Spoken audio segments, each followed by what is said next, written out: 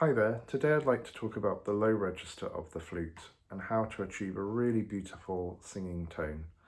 Taffanel said that the airstream is the life force of the sound, so that's a really good place to start with your tone practice, is thinking about how do I use my air, and things like the lips and the tongue and the fingers, they can sort of take a back seat and we give the priority to the airstream itself. To achieve a really free and unobstructed airstream, a first step is to think about how your head is poised on the top of your spine. So the top of your spine is somewhere between these 2 points, and if you do a little nod and a little shake, that's where the top of your spine is. And so the crown of your head, not this part of your head, but the crown, wants to feel like it's going up. And that helps the neck muscles really release into their full length. And when they are released like that, then our sound is much more resonant and the air is unobstructed. And that applies really to the whole body, but we start with the head and neck. Allow the back then to be nice and long and wide, and that helps open up your breathing. So as you bring your flute up, try to resist any kind of pulling forward with the head, because that's going to cause these muscles to overwork. So to find a nice free sound, we need the air to be traveling pretty fast. And I think a common misconception with the low register is we have to blow slower the further down we go. And whilst the air will eventually travel slower, I don't think we need to actively blow that slow. If you think about how sound is created, we're blowing across the hole here, and where the air divides at the back edge, it causes this sort of spark of energy or vibration, which then is passed down the instrument.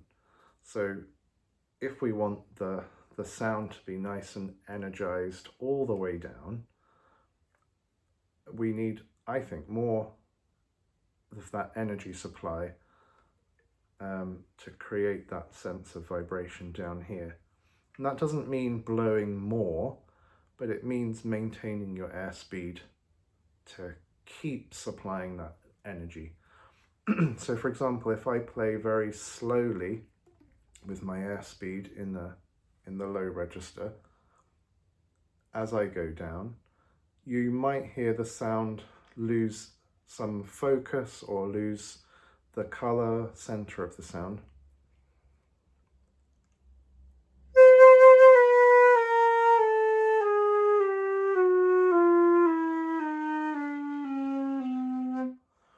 So it just becomes quite a hollow shell compared to what it was at the top end here with the C.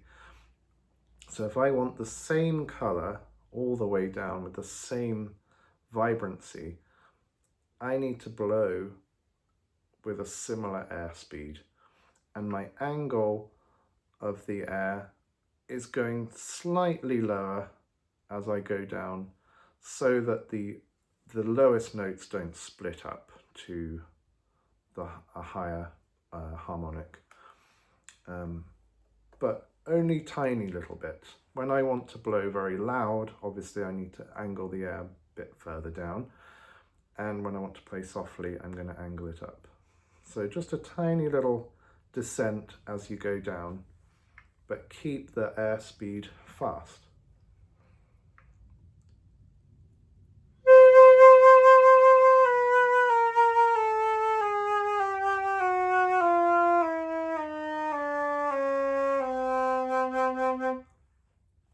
Okay, so that's just a simple chromatic scale, and a lot of tone exercises you find Travel-Wise or Moise de la Sonorité, it's all chromatic based, and that gives us a nice chance to hear each note, listening all the time to the sound that we're making and checking in with our setup, how we're blowing, how we're holding ourselves, or how poised we are is maybe a better expression.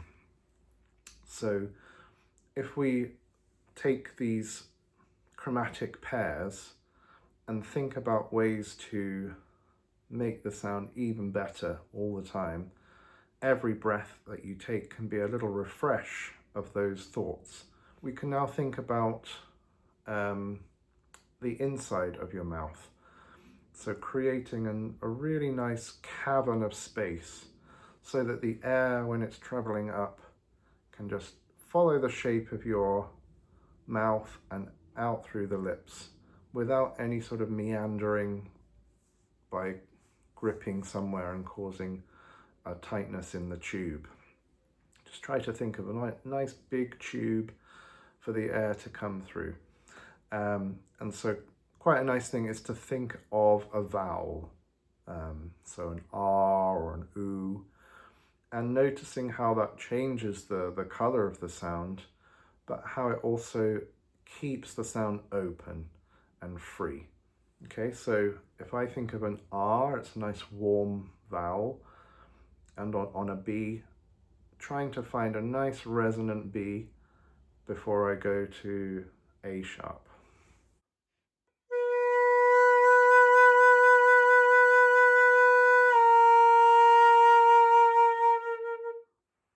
And as I do that, I'm taking care that I'm not pressing or gripping in the fingers, because all of that muscular tension goes straight into your neck and into your breathing.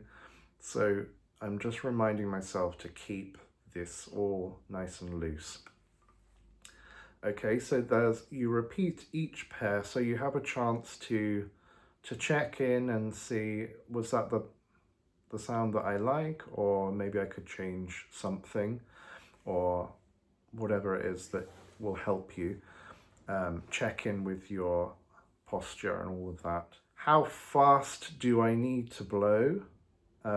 It's really, it can change every day, and you can have a nice thought of refreshment each day. Let yesterday's practice go a little bit and go through the process of blowing quite slow and getting fast with your air and finding where that sound starts to really ring and resonate.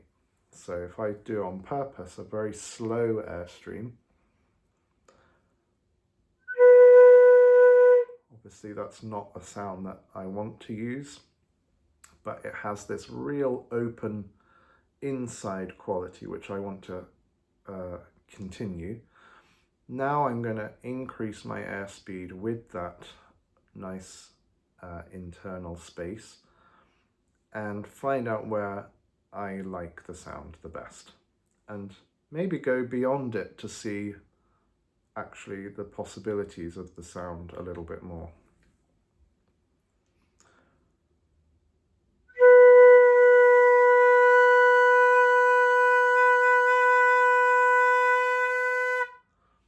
So by the end, it got to a sound that I didn't like, but quite a lot of sound before that point sounded okay and sometimes quite nice. So I'm going to stop at the point where I like the sound the best.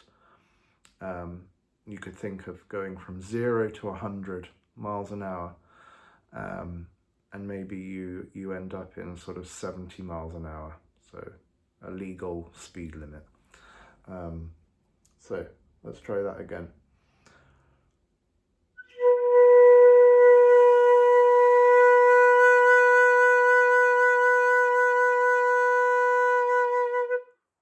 So at that point, I'm hearing that the sound is ringing nicely, and as I introduce a faster airstream, I'm just bringing the air down a little bit to make sure it doesn't go out of tune.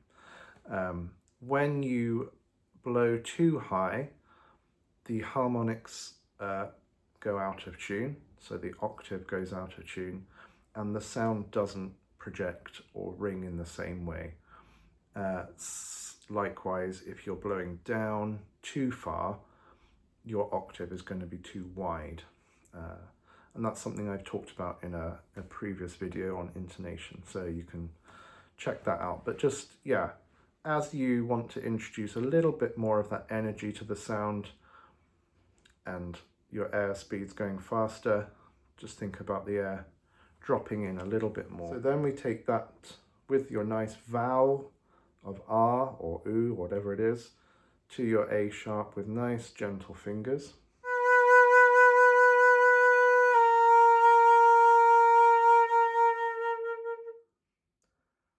And repeat that. Perhaps you could do vibrato and no vibrato, for example, to just check that you're using your air really well before you add your expression. Another variation is to sing and play that pair, and that helps you keep free, keep the jaw relaxed, and also to have that nice air speed coming through. So try a sing and play. Let's do the next two.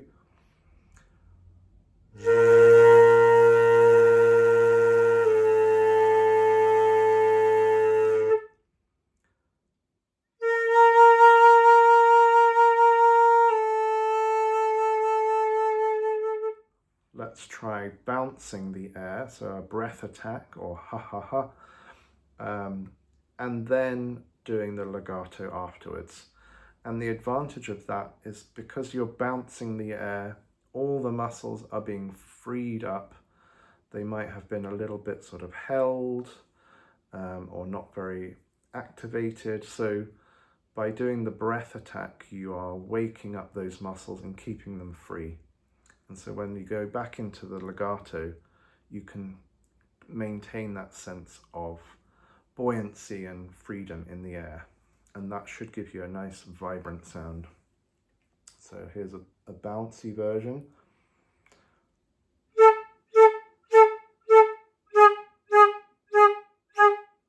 And then join it up.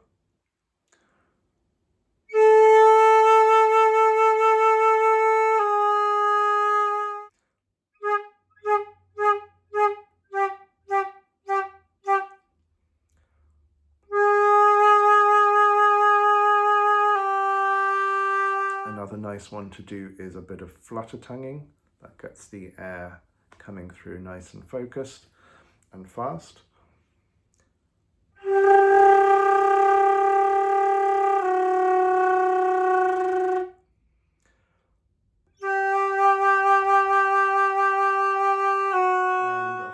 Variation that I like to do with these is the shakuhachi exercise, which is from my book Mastering the Flute with William Bennett. This is an exercise I learned with Wib, where you take the head joint off and you try to make a sound with just the body. So you put the body joint here just under your lip, and you're aiming your air to the back edge like with the lip plate, and the air has to really be quite focused and fast for it to work, but at the same time this top part of your lips needs to be fairly like this, quite relaxed. If you are a bit smiley with your lips, the air's going to be in the wrong place and not traveling all in one direction. So if I do it with a smiley embouchure, I can't get the sound. But then if I a little bit more frowned,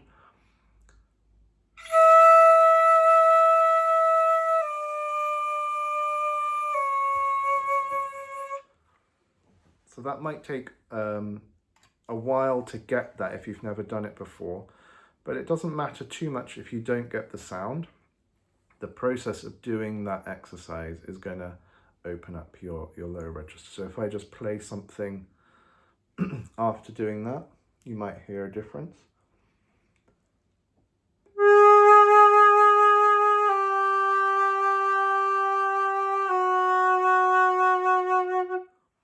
So nice reminder to keep this top lip and the lip muscles at the corners fairly relaxed and angle your air in the right place with nice, fast, focused airstream.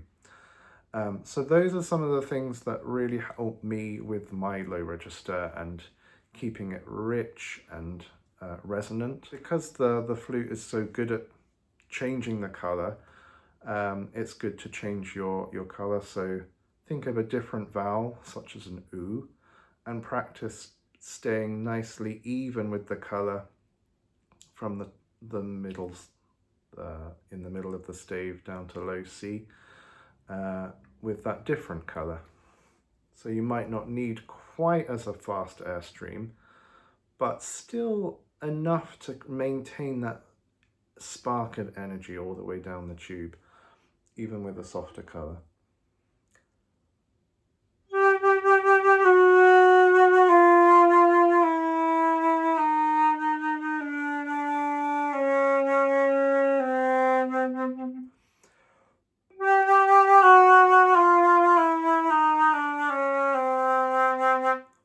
So whichever vowel you pick, you will hear a difference in the sound, but then try to match that all the way down.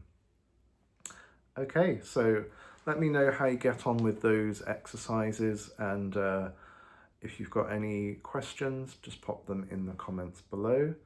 And if you'd like a video on the high register, also pop that in the comments.